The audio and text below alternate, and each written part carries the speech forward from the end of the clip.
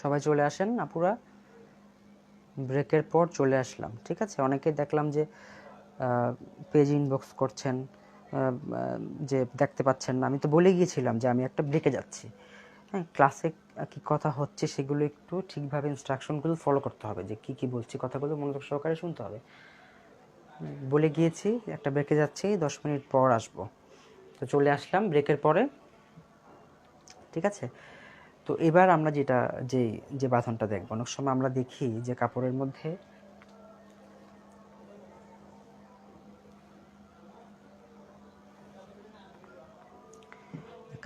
অনেক সময় দেখা যায় যে কোনাকুনি কিছু ডিজাইন থাকে। ঠিক আছে, যে একেবারেই এরকম এরকম কর্নারে আসলে যেমন স্ট্রাইপগুলো এরকম লম্বা লম্বা না হয়ে একটু কোনাকুনি লম্বা হয়।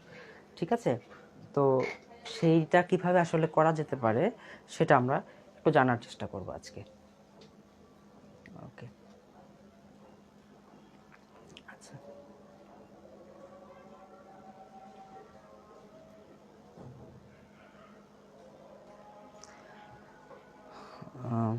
এখানে আজান হচ্ছে।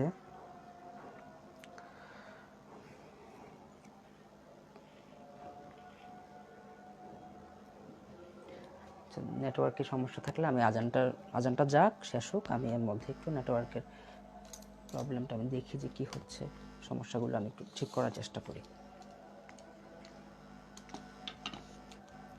আর একটু অপেক্ষা করুন, আজানটা শেষ হোক।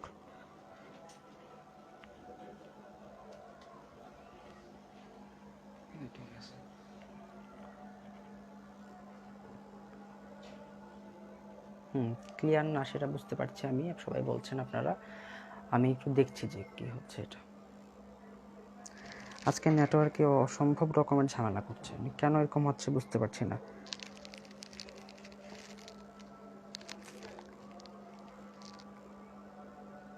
আচ্ছা, এখন কি ক্লিয়ার আছে?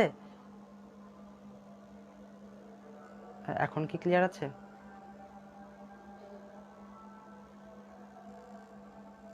আচ্ছা, আজানের পর শুরু করব, তাই তো?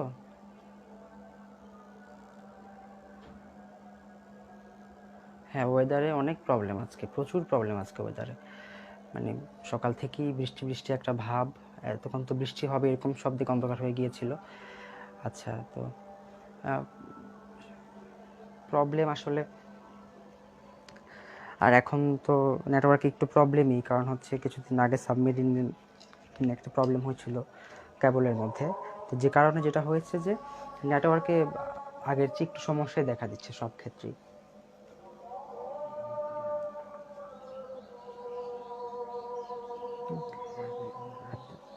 আচ্ছা, আমি তাহলে এখন যেটা করি, আজানটা হতে থাকে, আমি আর মাঝে কথা না বলেই অল্প অল্প কথা বলে আমি একটু একটা বাঁধন দেখানোর চেষ্টা করছি আপনাদেরকে, আপনারা একটু ফলো করেন। এটা তো আমাদের একটা কাপড়টা, আমরা যেটা করে থাকি কাপড়টাকে সবসময় তো একটা ডাবল পার্ট করে নিই আমাদের কাজের সুবিধার জন্য। যদি আপনি চান আপনি ডাবল পার্ট করে নেবেন না, সেটাও আপনি কিন্তু করতে পারেন। তো দেখেন, অনেক কাপড়ের প্রশ্ন করেছিল ধাপে ধাপে একটা কাপড়ে কিভাবে অনেকগুলো রং অ্যাপ্লাই করা যায়। হ্যাঁ, অনেক কাপড়ের প্রশ্ন করেছেন যে ধাপে ধাপে কিভাবে একটার পর একটা রং অ্যাপ্লাই করা যায়। সেই জন্য আপনাকে ধাপগুলো আগে ক্রিয়েট করতে হবে। ঠিক আছে, সেই ধাপগুলো ক্রিয়েট করার জন্য আপনাকে যেটা করতে হবে, শুরুতেই আপনি একটা কাজ করতে পারেন, সেটা হচ্ছে আগে লম্বালম্বি করে এঁকে আপনি সেলাই করে নিতে পারেন। সেলাই করে যেভাবে আমরা সার্কেলটা করেছিলাম, গোল করেছিলাম, সেভাবে টেনে একটা লম্বা একটা লাইন ক্রিয়েট করতে পারেন। এতে করে যেটা হবে, আপনার প্রত্যেকটা লাইন সমানভাবে আসবে, দূরত্বগুলো সমান হবে, সেটা একটা করতে পারেন। অথবা যদি আপনার সেলাই করার সময় না থাকে বা আপনি সেলাই করতে চান না, সেক্ষেত্রে আপনি চাইলে কাপড়টাকে এইভাবে পাখার মতো ভাঁজ করে নেবেন। পাখা ভাঁজ দিয়ে আমরা অনেক রকমের কাজ করতে পারি। হ্যাঁ, একটু ছোট ছোট করে আমরা আগে পাখার মতো করে এখানে ভাঁজ ক্রিয়েট করে নিলাম। ঠিক আছে, এবার আমরা এখানে কয়েকটা পার্ট আমরা বেছে নিব আলাদা আলাদা করে। সুতাটা কোথায় রাখলাম?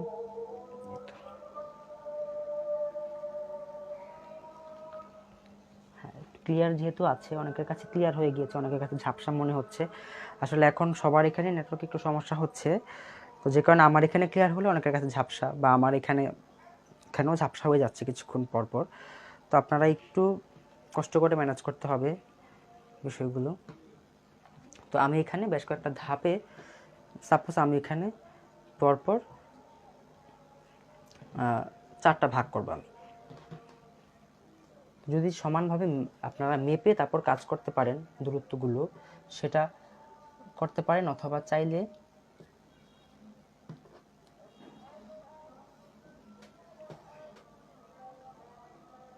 জাস্ট 2টা থেকে 3টা প্যাচ দিবেন, খুব বেশি মোটা করে প্যাচ দেওয়ার দরকার নাই। যদি ডিজাইনে আপনার ডিমান্ড করে মোটা করে সাদা অংশ রাখবেন আপনি রঙগুলোর মাঝখানে মাঝখানে, তাহলে সেক্ষেত্রে আপনি মোটা করে সুতাগুলো পেঁচিয়ে নিতে পারেন। আর যদি মনে হয় যে না আপনি মোটা চাচ্ছেন না, আপনি চিকন করে রাখতে চাচ্ছেন, তাহলে আপনি চিকন চিকন করেই করে নেবেন।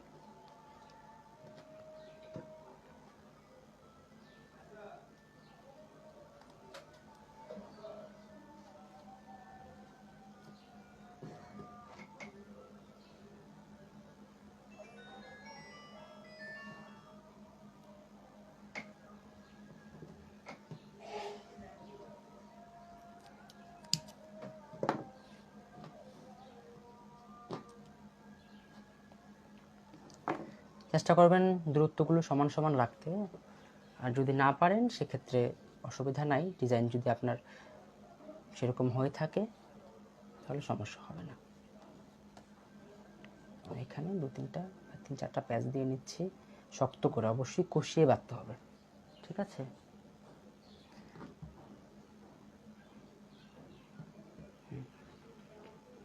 এবার দেখেন আমি এখানে সমান সমান করে 4টা ঘর করে নিয়েছি, এই একটা, এই একটা, এটা একটা, এটা একটা, এখানে 4টা পার্ট এখানে ক্রিয়েট হয়েছে। এখন আপনি চাইলে এই সম্পূর্ণ কাপড়টাই একটা রঙে দিতে পারেন, অথবা যদি আপনি চান আপনি এই 4টা পার্টে 4 রকমের রং অ্যাপ্লাই করতে পারেন, অথবা আপনি চাইলে 2টা রং দিলেন, এখানে একটা দিলেন, এখানে একটা দিলেন, আবার এই রংটা আবার এখানে দিলেন, এই রংটা আবার এখানে দিলেন, ধাপে ধাপে ধাপে ধাপে আপনি রঙগুলো করে যেতে পারেন, ঠিক আছে? তো যারা চেয়েছিলেন যে এক কাপড়ে কয়েকটা রঙের পদ্ধতিটা যদি আমরা আগামীকাল বড় কাপড়ে সেটা করে দেখাবো আপনাদেরকে, তবুও চেষ্টা করবো আজকেও সেটা একটু করে দেখাতে ছোট কাপড়ে। আচ্ছা, একজন একটা ভালো প্রশ্ন করেছে, শিবুরি কিভাবে করে। শিবুরির ব্যাপারে আমাদের একটা ভুল ধারণা আছে। সেই ভুল ধারণাটা হচ্ছে আমরা মনে করি শিবুরি হয়তো একটা ডিফারেন্ট ধরনের, একটা আলাদা রকমের কিছু একটা, তাই তো সেটা মনে করি আমরা, কিন্তু না, শিবুরি আর টাইডাই সম্পূর্ণ একই জিনিস। জাপানে টাইডাইটাকে ওরা ওদের লোকাল ভাষায় ওরা শিবুরি বলে ডাকে, আর ইংলিশটা হচ্ছে একটা, টাইডাইটা হচ্ছে একটা ইংলিশ শব্দ, যেটাকে আসলে সব সব প্রত্যেকটা এলাকারই তো আসলে কিছু কিছু নাম থাকে, সেই নাম অনুযায়ী আসলে সেটার নাম হচ্ছে শিবুরি। জাপানে ওরা টাইডের পদ্ধতিকে শিবুরি নামে ডাকে, আর জাপানে আসলে শিবুরি বা টাইডেটা হচ্ছে 7ম শতক থেকে চলে আসছে, সে অনেক বছর আগে থেকে, শতাব্দী থেকে চলে আসছে, এটা প্রায় অনেক কয়েক শত বছর পূর্ব থেকে, যে কারণে জাপানের পদ্ধতিটা অনেক পুরানো এবং সেটা একটা ঐতিহ্যবাহী বলে আমরা সেটাকে শিবুরি, আলাদা করে হয়তো কয়েকটা ডিজাইনকে আমরা শিবুরি বলে চিহ্নিত করে থাকি।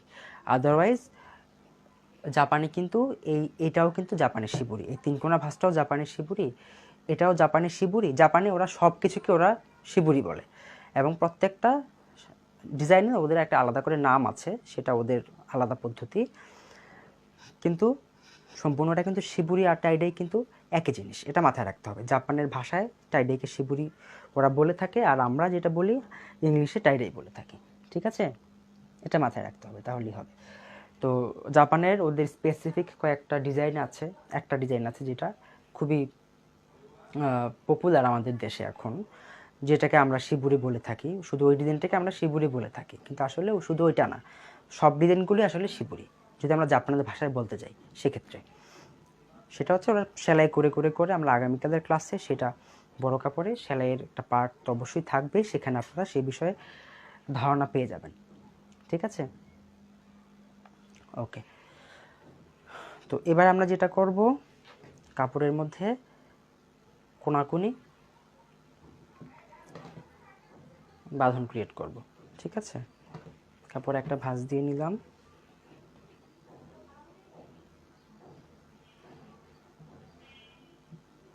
এবার আমরা এইভাবে করে ডিজাইনগুলো করব। তখন করেছিলাম একদম বরাবর, এবার একটু কর্নার করে অ্যাঙ্গেলে আমরা করব। সুতরাং আমাদেরকে একটু কাপড়টাকে অ্যাঙ্গেলে এইভাবে ভাঁজ করে নিয়ে তারপরে আমরা বেঁধে দিব।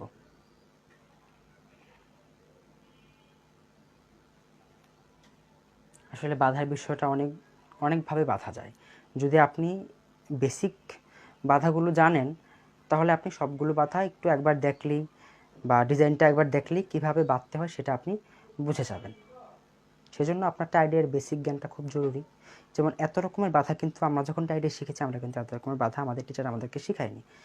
বেসিক কয়েকটা বাঁধন আমাদেরকে শিখিয়েছে, সেগুলো ফলো করে করে আমরা কাজ করেছি এবং কাজ করতে করতে আমরা বাকিগুলো বুঝে গেছি কীভাবে এগুলো করতে হয়। আপনারা যখন কাজ করবেন ডিজাইন দেখলেই বুঝতে পারবেন যে কোন ডিজাইনটা আসলে কিভাবে করতে হয়। সেজন্য কাজ করতে হবে, কাজের ধারণা থাকতে হবে, কিছুটা অভিজ্ঞতা অর্জন করবেন, দেখবেন কোন ডিজাইনই কঠিন না, সবগুলোই সহজ এবং সবগুলোই সহজে আপনি করতে পারছেন। ঠিক আছে, টিচাররা আমরা যেটা করে থাকে যে আপনাদেরকে সূত্রটা বলে দেয়।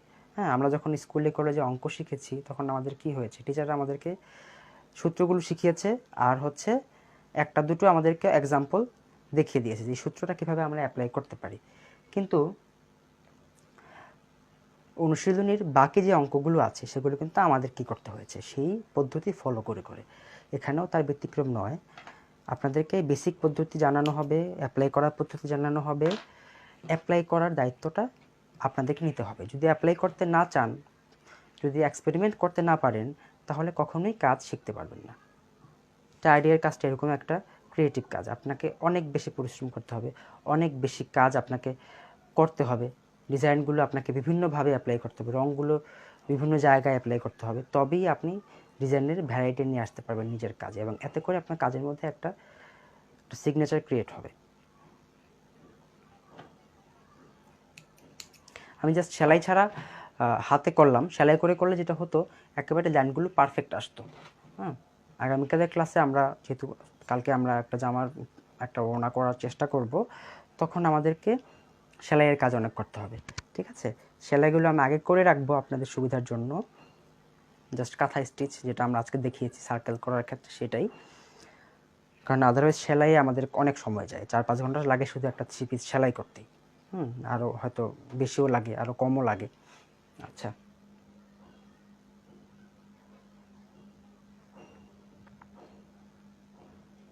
ওকে।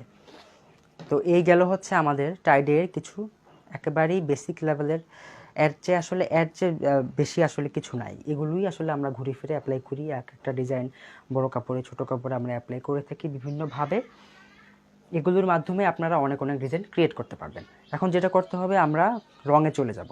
ঠিক আছে, কিভাবে আমরা কাপড়ে রং করতে পারি সেটা আমরা জানব। তো শুরুতেই আমাদের যেটা করতে হবে,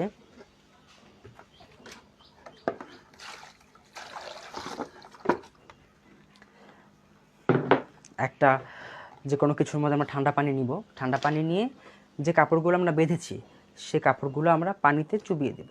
ঠিক আছে, সবগুলো কাপড় আমরা পানিতে দিয়ে দিলাম। এতে করে যেটা হবে, পানিটা কিছুটা কাপড়টা পানি সোক করে নিবে এবং রঙে যখন আমরা দিব সেই ভিজা কাপড়টা, তখন রঙটা খুব দ্রুত কাপড়ের মধ্যে পাস করবে। ঠিক আছে,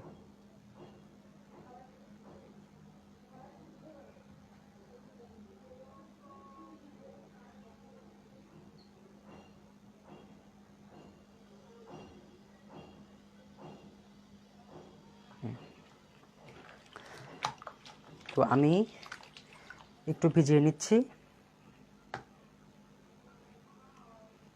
ভিজিয়ে নেওয়ার পর এবার আমি এগুলো একটু এভাবে চিপড়ে চিপড়ে তুলে নিব। তুলে নিচ্ছি আমি একটা একটা করে।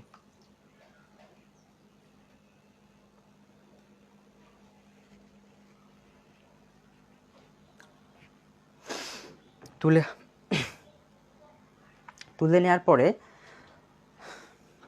টায়ার্ড হয়ে গেছি, অনেক কষ্টের কাজ।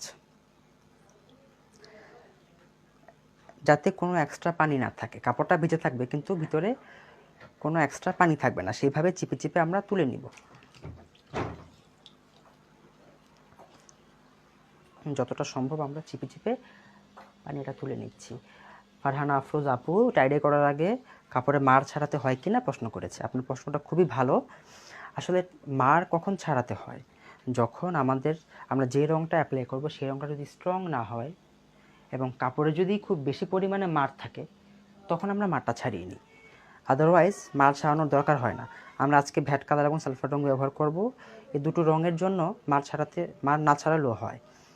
আর হচ্ছে যে কাপড়গুলো আমরা ব্যবহার করছি কাপড়ের মধ্যে কিন্তু মার নাই বললেই চলে। খুবই সামান্য পরিমাণে কাপড়টাকে একটু প্রফেশনাল লুক দেওয়ার জন্য যতটুকু প্রয়োজন ততটুকু মার দেওয়া আছে।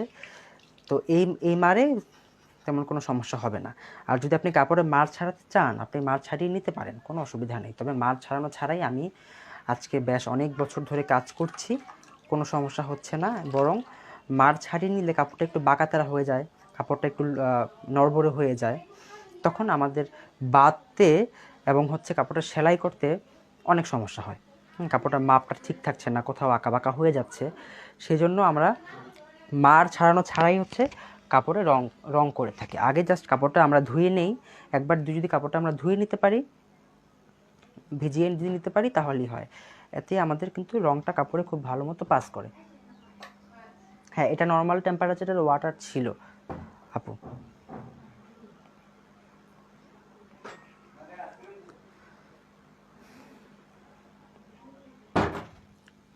আচ্ছা, গরম পানি আসছে।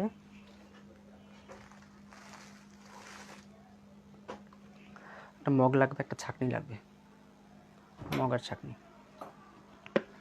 আচ্ছা, তো তার আগে আমি যেই কাজটা করব পানি আসতে আসতে, যে আমি যে কয়টা কাপড়ে ডাবল রং অ্যাপ্লাই করব, সেই কিভাবে ডাবল রং অ্যাপ্লাই করতে হয় সেই পদ্ধতিটা আমরা একটু দেখে নিই। সেটা হচ্ছে আমরা পলিথিন দিয়ে কাপড়গুলোকে বেঁধে নিই, পলিথিনের মধ্যে ঢুকিয়ে। এই দেখেন আমাদের কাছে কিছু পলিথিন পেপার আছে, তো আমি দেখাচ্ছি।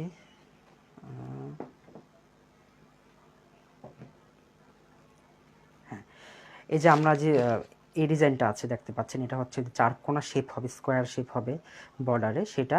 তো এটার আমি এই ঝর্ণা পার্টে একটা রং করব, আর হচ্ছে কাপড়ের অন্য পাশটায়, বর্ডারের পাশটায় আমি একটা রং করব। ঠিক আছে, তো আমি আগে হচ্ছে আমরা আজকে ভ্যাট রং নীল আর হচ্ছে হলুদ অ্যাপ্লাই করব। তো এখন আমরা যেটা করব, এই ছাঁকনি না, এটা না, স্টিলের।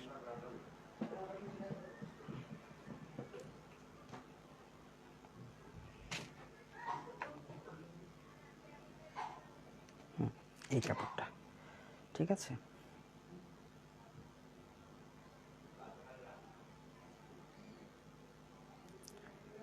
যেমন দেখেন এই কাপড়টার মধ্যে আমি এখানে যে রংটা দিব সেই রংটা আমি আবার একটা ঘর বাদ দিয়ে এখানে দিব। ঠিক আছে, তো আমি এখন এটা একবারে যাতে করতে পারি সেই সুবিধার জন্য আমি যেটা করব, কাপড়ের যে রঙগুলো পাশাপাশি একটা রং হবে সেগুলোকে আমি একসাথে নিয়ে আসলাম। যেমন এই দুটো পাশে এক রং হবে আর এই পাশে আরেক রং হবে। তো আমি আমার কাজের সুবিধার জন্য আমি একটু ভাঁজ করে কাপড়টাকে নর্মালি ভাঁজ করে এক পাশে নিয়ে আসলাম।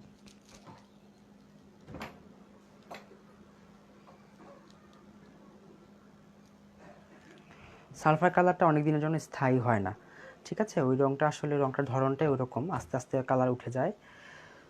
তো যেটা করতে হবে, সালফার রঙটা আমরা যদি ঠিকভাবে অ্যাপ্লাই করতে পারি উঠবে না।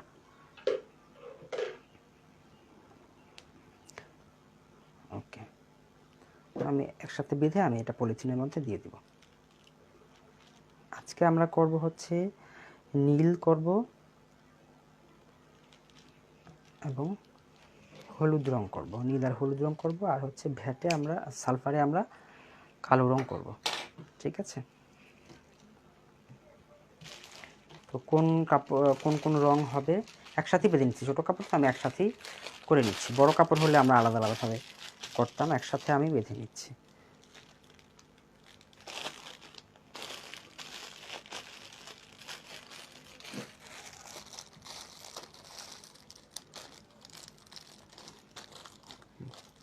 পলিথিনের মধ্যে আমি যে অংশটা এখন রং হবে না, আমি আগে নীল রং করব। তো নীল রঙের অংশটা আমি বাইরে রেখেছি, আর হচ্ছে যে অংশটা হচ্ছে আমার হলুদ রং হবে সেই অংশটা আমি ভিতরে রেখেছি। টাইট করে বেঁধে যদি বেঁধে দিতে হবে এখানে। তো এই বাহিরের যে খোলা অংশটা আছে, এই খোলা অংশ হবে হচ্ছে নীল রং, আর ভিতরে যে অংশটা আছে পলিথিনের ভিতরে সেখানে হবে হলুদ রং। এখন আমি শুরুতে আমি নীল রং করব, এতে করে যেটা হবে নীল রংটা আর পলিথিন ভেদ করে ভিতরে যাবে না, মানে আমার এই সাদা অংশটা সাদা থাকবে। পরবর্তীতে আমি আবার এই নীল অংশটার মধ্যে পলিথিন বাঁধবো, বেঁধে এই অংশে আমি হলুদ করব। ঠিক আছে, এটা আমি পাশে রাখলাম। ঠিক আছে, এই দুটোতে নীল রং করব। তারপর হচ্ছে এটার মধ্যে, এই দুটোর মধ্যে আমি কালো করব। আচ্ছা, এগুলো একটু ঘুরে ফিরে করি। তো চলেন আমরা এখন রঙে চলে যাই। আমরা কিভাবে কাপড়ে রং করব সেখানে চলে যাচ্ছি। তো আমরা শুরুতেই একটা বোলের মধ্যে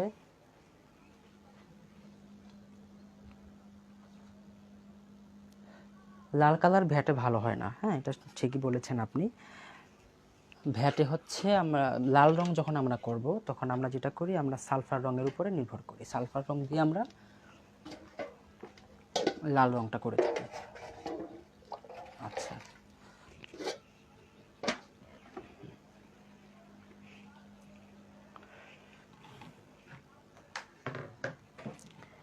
তো এখানে একটা ছোট পাত্রের মধ্যে আমরা আগে রংটা গুলিয়ে নিব।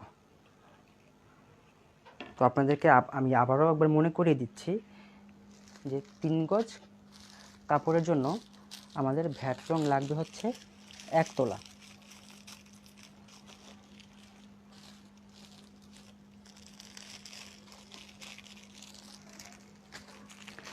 আর হচ্ছে যখন আমরা সালফার রং করব তখন আমাদের প্রতি গজে আমাদের 1 তোলা করে সালফার রং ব্যবহার করতে হবে। বড় কেচি কই?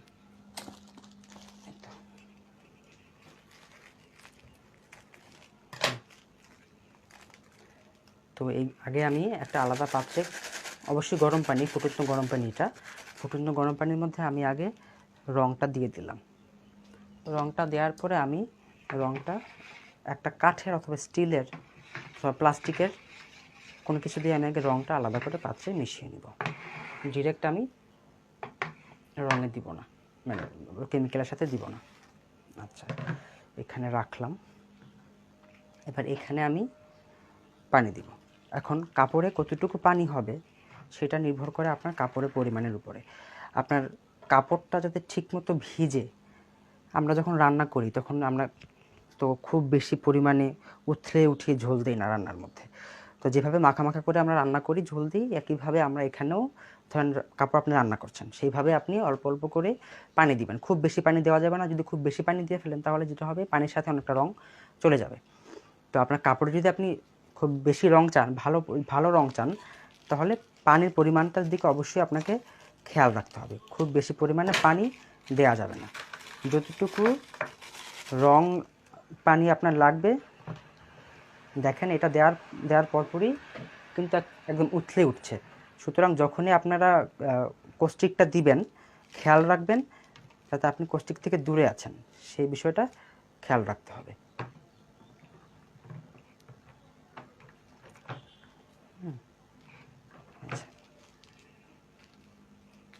ওকে, দেওয়ার পরে এবার আমি এই রংটা এখানে ছেঁকে দিব। ছাঁকনিটা কোথায়?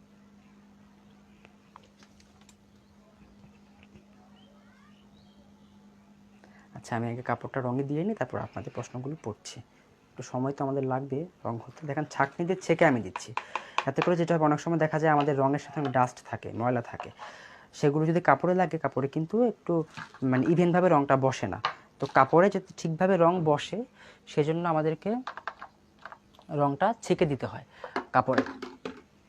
আচ্ছা, এবার আমি এখানে এটা মিশিয়ে নিচ্ছি। মেশানো হয়ে গিয়েছে, এবার আমি কাপড়গুলো দিয়ে দেবো। এবার আমি কাপড়গুলো এক এক করে দিয়ে দিচ্ছি। এবার আমি আপনাদেরকে বলি যে এই যে আমরা ভ্যাট রং ইউজ করার সময় আমরা রংটাকে অ্যাক্টিভেট করার জন্য আমরা দুটো কেমিক্যাল ইউজ করলাম। এগুলো কিন্তু মেডিসিন না, মাথায় রাখতে হবে। মেডিসিন সম্পূর্ণ আলাদা। মেডিসিন হচ্ছে ঔষধ, যেটা আমরা সেবন করি, খাই। আর এগুলো হচ্ছে কেমিক্যাল, এটা মাথায় রাখতে হবে। আপনারা অনেকেই মেডিসিন মেডিসিন বলেন, কিন্তু এটা কিন্তু ভুল।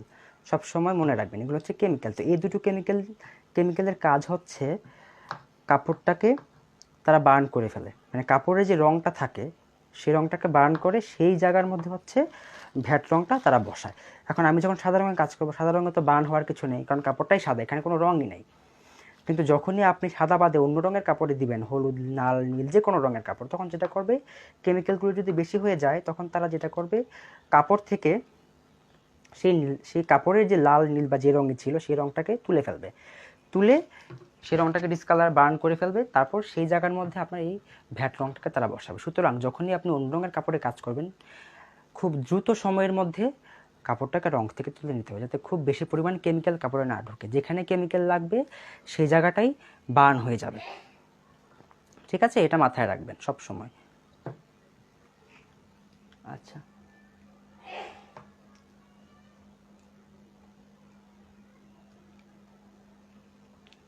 পানির কোনো পরিমাণ নেই, ঠিক আছে? পানিটা আপনার চোখের আন্দাজে নিতে হবে। তো আমি লাল রঙের কাপড়টা তুলে নিচ্ছি, না হলে কিন্তু এটা বেশি পরিমাণে বার্ন হয়ে যাবে। তো আমি লাল রঙের কাপড়টা এখনই তুলে নিচ্ছি, আর বাকিগুলো আমি আরও কিছুক্ষণ রাখবো। আর এখন আর একটা বিষয়, যে আপনি রঙে দিয়ে কতক্ষণ কাপড়টা রঙে রাখবেন, তাই তো? এখন এই বিষয়টা হচ্ছে আপনার, আমরা 5 থেকে 7 মিনিট চুবিয়ে রাখি ভ্যাট রঙের মধ্যে কাপড়টাকে। আর যদি কাপড়ের পরিমাণ কম হয় তাহলে আমরা কিন্তু আরও আগেই তুলে ফেলি, 2-3 মিনিট 4 মিনিটের মধ্যে আমরা কিন্তু কাপড়টাকে রং থেকে তুলে ফেলি। আর যদি কাপড় বেশি হয়, মোটা কাপড় হয়, যেমন ধরেন আপনার পর্দা করবেন, চাদর করবেন, তখন যেটা হয়, আপনার খুব বেশি মোটা কাপড় হলে সময় লাগবে রংটা সব জায়গায় ইভেন্টভাবে লাগতে, তখন আমরা সেইভাবে বিষয়টাকে নিই। ঠিক আছে, অল্প কাপড় হলে আমরা দ্রুত সময়ের মধ্যে তুলে ফেলি, কারণ ভ্যাট রংটা 1 সেকেন্ডে সময় যেখানে লাগবে সেই জায়গার মধ্যে সেটা পারফেক্ট হয়ে কাপড়ে বসে যাবে। সুতরাং খুব বেশি সময় দিতে হয় না ভ্যাট রং করার ক্ষেত্রে, আমরা অল্প সময়ের মধ্যেই অনেক কাজ আমরা করতে পারি। এখন দেখেন আমি যেটা করব,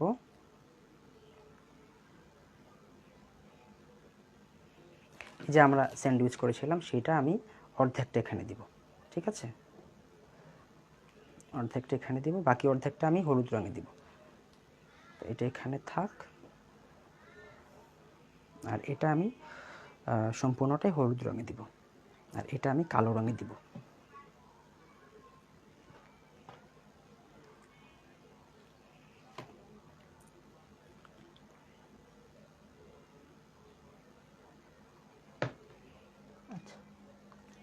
পানি, ফুটন্ত গরম পানি, জাহান আপু, ফুটন্ত গরম পানিতে দিতে হবে কাপড়টা। ঠিক আছে,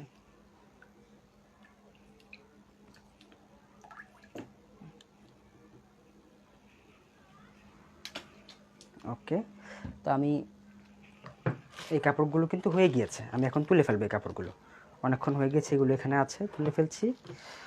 তোলার জন্য আমি যেটা করব, কাপড় পানি থেকে, রঙের পানি থেকে তুলে সরাসরি আমি একটা ঠান্ডা পানিতে দিয়ে দিব, মানে ধুয়ে ফেলবো আর কি, সাথে সাথে আমি কাপড়গুলো ধুয়ে ফেলবো, সময় নষ্ট করব না। ঠিক আছে, তো আমি এখান থেকে আমি দিয়ে দিলাম, এখানে ধুয়ে ফেলবো এখন আমি এই কাপড়গুলো সাথে সাথেই।